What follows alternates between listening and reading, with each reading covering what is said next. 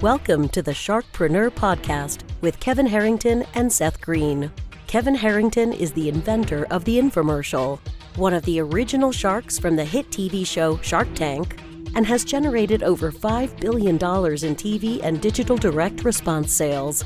Seth Greene is the world's first trusted authority on cutting-edge direct response marketing, a best-selling author, and the only 3-time Marketer of the Year nominee. On the podcast, Kevin and Seth interview Sharkpreneurs who share straight talk on what it takes to explode your business. 49 faces looked to him in triumph. Over the last 12 months, they had each taken turns and promoted his business for a week at a time, driving over $987,342 in revenue. What if you had a network of 50 centers of influence who promoted your business every week for a year? Grab your copy of the #1 Amazon best-selling book, The Ultimate Guide to Growing Your Business with a Podcast, at 33% off the Amazon price by going to ultimatepodcastbook.com. Again, that website for 33% off the Amazon price is ultimatepodcastbook.com. Welcome to the podcast. This is your host, Seth Greene. Today I have the good fortune joined by Steve Robinson. During his 34-year tenure at Chick-fil-A, Steve was integrally involved in the company's growth from 184 stores and $100 million in sales to over 2,100 stores and $6.8 billion in annual sales, and was a firsthand witness to his evolution as an indelible global brand. In Covert Cows and Chick-fil-A, Robinson shares behind-the-scenes accounts of key moments, including the creation of Chick-fil-A's corporate purpose and formation and management of the now iconic Eat More Chicken Cow campaign. Steve, thanks so much for joining us. Thank you, Seth. It's good to be here. It is wonderful to have you. Let's go back in time just a little bit. How did you arrive at Chick-fil-A in the first place? Okay. Well, I came out of graduate school at Northwestern. Diane and I met at Auburn, got married 10 days after we graduated. And my first job was with Texas Instruments in Dallas. I was there about a year in the semiconductor group, which was the group that launched their calculators, and got recruited out of there by Six Flags over Texas. And I was with Six Flags organization for 7 years. And the last 4, I was director of marketing for the park in Atlanta, Georgia. And while I was in that job, I met some of the leaders at Chick-fil-A, trying to get them to build a restaurant in the Six Flags Atlanta Park. They were, at the time, Seth, they were probably 100 stores, all in malls, southeastern mall locations. And it was a perfect overlap with the marketing footprint of Six Flags. Got way down line, but they eventually decided they did not want to do it. Our position was, we're going to help you create awareness and trial, but if anybody makes money on it, it's going to be us, because putting Chick-fil-A in here is going to cannibalize the fried chicken we normally sell. So they walked away from that. And it's about 2 years later, August of 1980, my phone rings, and it's the COO, Jimmy Collins, who I had dealt with on this proposal. He said, Steve, we don't have a marketing department. We're doing a search for our first director of marketing. Your name keeps coming up. Would you have an interest in talking to us? I had really grown to appreciate them, their clarity of purpose, their values, loved the restaurant and their menus, liked the operating model, which we can talk about some, and particularly the fact that they were privately owned. I had a lot of appeal. TI and Six Flags were both publicly owned, and I was beginning get a little nervous about the future of Six Flags, because they'd gone through the transition of Penn Central and going through bankruptcy, and we were all of a sudden being leaned on for more cash than growth. And so Jimmy's call was timely. I said, I'd love to talk. I figured at the very least 3 or 4 days of interview, I'd learned a lot. December rolls around, I'm still interviewing. And I'm sitting in the office of Truett Cathy, who's the founder of Chick-fil-A. And I'm doing all this stealth, Seth, because I actually did like my job at Six Flags. I looked at Truett and said, Truett, what are you looking for in the ideal marketing candidate? Am I your guy? Because this is getting a little cumbersome. There's this long pause, and Drew looks at me and puts down his Chick-fil-A sandwich. He says, I don't know, whatever it is, I don't want to do it. But I'm counting on Jimmy and others to figure out whether you can do the job. I'm more concerned about who you are, what's important to you, how you look at the world, how you like to spend your time. I'll trust them to figure out if you're able to have the skills to actually do the work. So the short of that story is they hired me 2 weeks later, and I went to work for them January of 1981. They did not have a marketing department. And I had the joy, which is quite frankly one of the reasons I took it, blank sheet of paper. And so I started January 12th, 1981, trying to help them figure out, okay, how are we going to market Chick-fil-A? And I'm into that process about 2 years, and I realized they had the opportunity to be something very, very special. And that took us on a brand journey as opposed to just a marketing journey. Long answer to your question, but that's how I ended up there. It is. Well, and obviously the longer version of all of it is in the book that we want everybody to go get. But we'll talk about that in just a minute. So it's obviously an iconic global brand now. And we don't want you to tell us everything because we want everyone to go get the book, but what were some of the biggest challenges you had to overcome growing that fast? Great question. Seth, I would say, I'll tell you the challenges, but then I'll also tell you the things that made it possible. The challenges is when I went there, they were chasing transactions like everybody else in the fast food business. They're using discounts, they're using coupons, and they're just trying to build traffic. And it struck me as odd. In fact, I was part of a major campaign shortly after I got there that followed that strategy, and it absolutely blew up. And it woke me up to the reality that Chick-fil-A does not have to discount. We do not have to be in the coupon business. Here we are on the mall. The mall is, in fact, not just a place of doing business, but it can, in effect, be a medium in and of itself. How do we leverage the mall environment, mall tenants, etc.? So first challenge was changing the mindset to quit discounting and featuring price to try to drive transactions. How do we build a brand store where people are willing to pay full price? And we set out on a strategy to market the restaurants literally from the restaurants out. And instead of leveraging price, we leveraged our food by giving it away at the lease line, giving it away in the mall, giving it away outside the mall and community partners, building relationships with other mall tenants, and helping the operators become basically the mayor of their mall. And that started a journey. So when we went into the street stores in 1986, we realized our operators were highly incented to grow the sales because their income was half net profit.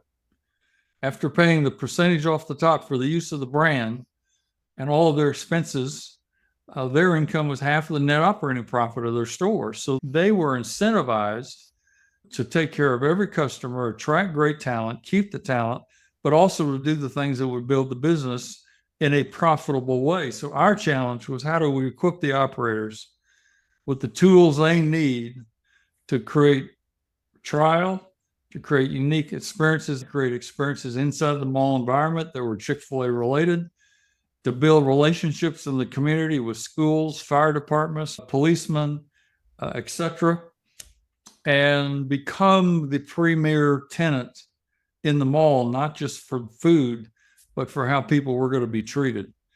And that transferred when we went on the street.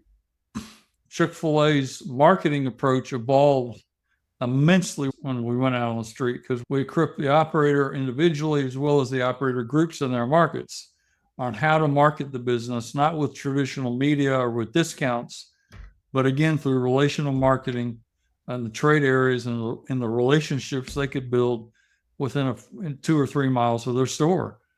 And these men and women were the marketing driving force behind the business for probably 20 years of my career, equipping them. And it wasn't until the mid 90s when we had enough free standards on the street to warrant even doing advertising that we hired the Richards Group. We eventually landed the cow campaign. We built relationships in college football, but all that was air cover to equip the independent operators to be the marketing agents of the business. So I would say that the number one challenge, and it was a long-term challenge, was to change that transaction mindset into a brand building mindset. Secondly, related to that, helping the operators become marketers in their own right. And then over time, the third level was helping the entire organization become brand centric, understanding that every touch point with a potential customer represents the brand, and how do we equip operators, their team members, as well as what we do nationally to build the kind of brand we want, the kind of brand experience we want guests to have. So now, what made that possible? Corporate purpose. It was very clear to glorify God by being a faithful steward of all that is entrusted to us and have a positive influence on all who come in contact with Chick-fil-A. Clarity around values with Truett had clearly spelled out in the business. And over time, developing clarity about the brand promise, what we call brand essence. What do we want the brand to be? And the evolution of that was over time less about food and more about the guest experience. And when I left, the brand essence statement was where good meets gracious, where every contact point was a good experience, a pleasant experience, had a taste of hospitality, and it was far more than just about whether the food was great. And so when we eventually launched the cow campaign and college football engagement, that was really, I guess you would say, gasoline on the fire. It stoked the brand momentum that the operators had already built. I had an environment where, because of that clarity of culture, and because I had an owner who had a long-term view of the business, he was not focused on becoming wealthy. He was focused on helping the operators become wealthy. The very fact that he was sharing the bottom line with every restaurant operator demonstrated that he was more concerned about a long-term thriving business than how much personal income he was making. And his approach to me lived up to what he told me in that last interview. Seth, he never called me to his office to complain about any decision I ever made. And I made some bad ones, and I discuss a couple of them in my book. But he gave us complete freedom to help shape and build the brand. And our goal was to shape it in a way that reflected Truett Cathy and what was important to him.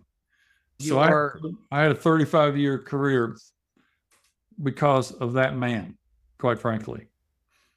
Absolutely. Now, you were in an industry where arguably, stereotypically, most of the frontline workers are either teenagers and it's their first job or the first job they can get, or older folks who are past retirement and now need to make extra money.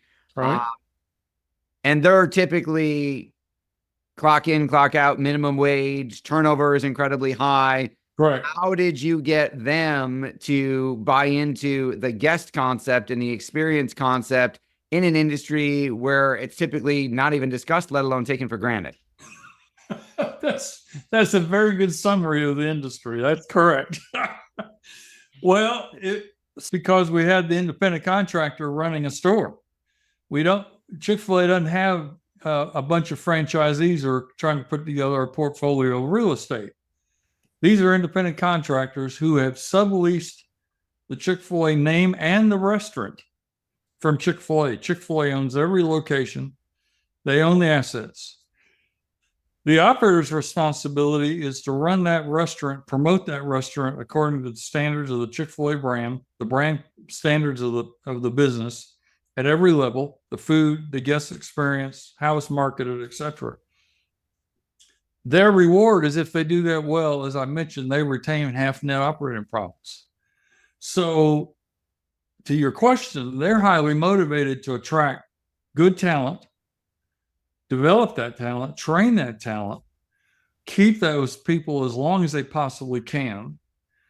And you have operators who are, because the businesses are quite profitable, can afford to invest and develop senior line talent that are full-time people. The typical Chick-fil-A store now has anywhere from 7 to maybe 12 salaried leaders in their restaurant.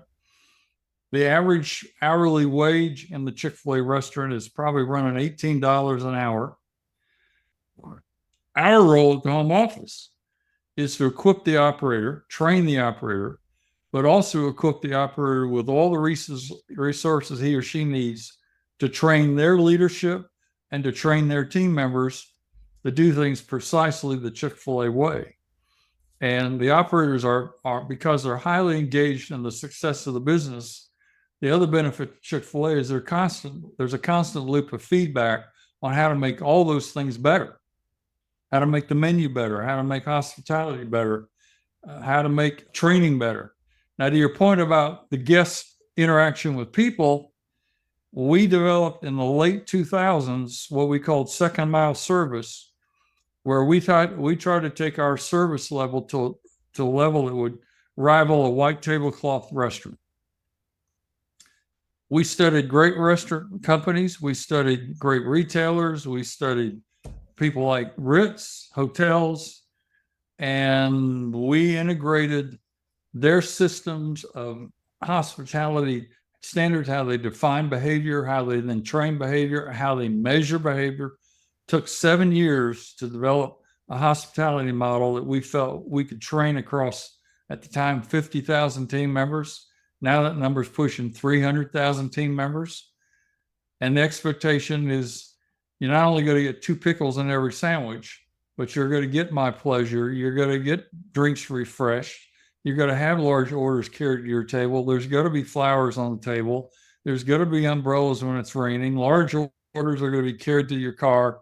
There's got to be prototype technology out in the hands of team members so they can interact with the guests, personally take their order, get it right, and you're not talking to a metal box. You still experience human caring, whether you're inside the restaurant or outside the restaurant. That process took 7 years to develop, that alone. It took longer to roll that out than it did a new product. So everything we did was designed to maximize the guest experience in the context of where we were trying to take the brand. Where good meets gracious is a much higher bar than even trying to be the best food in the fast food business. We learned in the mid-late 90s, even when our food was great and our consistency of food was great, we were still the best of a bad lot. And that isn't where we wanted to stay. And that's why we put this major emphasis on hospitality. And then the cow campaign, quite frankly, was an effort to make the brand emotionally memorable. Not because our sandwich was any better, because it looked the same as most other chicken sandwiches, but to emotionally engage with people. We just told the agency, we want to make people laugh. And we want to be known as a place that has fun, not only in the restaurants, but even in our marketing. And the Virtuous Group nailed it when they came up with the cow campaign.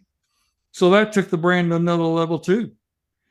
And then when we moved into college football, it gave us the ability to physically interact with fans at universities all over the country, bowl games, college football playoff, and to take the where good meets gracious experience into venues where a lot of people had never yet experienced Chick-fil-A. So those are kind of the major stages that took the brand towards the momentum it enjoys today. What inspired you to write the book Covert Cows and Chick-fil-A? Great question. Seth, I retired in 2016. I served on their board for 3 more years. And in 2018, I'll never forget it, I went back to the home office for a board meeting, and I spent a fair amount of time before the board meeting with a bunch of new employees, new staff members. Answered a few of their questions and told a few stories, including how the corporate purpose was written in 1982. And I was just about to finish. I said, by the way, how many of you have all heard the stories I just told you? Just show me your hands. Well, Seth, hardly any hands went up. And what I realized, and in talking to Dan Cathy, Truett's oldest son, and other leaders around there, they were growing so fast, hiring so many staff members so quickly, they were having a challenge of properly assimilating people around the cultural norms, but more importantly, the cultural underpinnings of the stories that built the business. And so I asked Dan, I said, Dan, you don't have a biography of the brand. Would you allow me to write it? He said, yes. They gave me the IP rights I needed. And so I wrote the book initially with the Chick-fil-A family in mind, because if they don't maintain and sustain their culture and their clarity of purpose and values, they won't last. The book was initially motivated thinking about the Chick-fil-A family. And then after it was written and I got it out on the market and started to promote it, you got a lot of action in the general marketplace with business leaders. And it's still today sells quite well. Well, we know your time is incredibly valuable. We greatly appreciate you spending some of it with us. The book is Covert Cows and Chick-fil-A, How Faith, Cows, and Chicken Built an Iconic Brand by Steve Robinson, former Chief Marketing Officer for Chick-fil-A, now of S. Robinson Consulting. Steve, thank you so much for joining us. Seth, thanks. I appreciate the invitation. It was fun. Thank you. Thank you to everybody for watching or listening, and we'll talk to you or see you next time. Why do so many businesses struggle while others seem to explode overnight? Do you wish you had the secret to this type of exponential growth?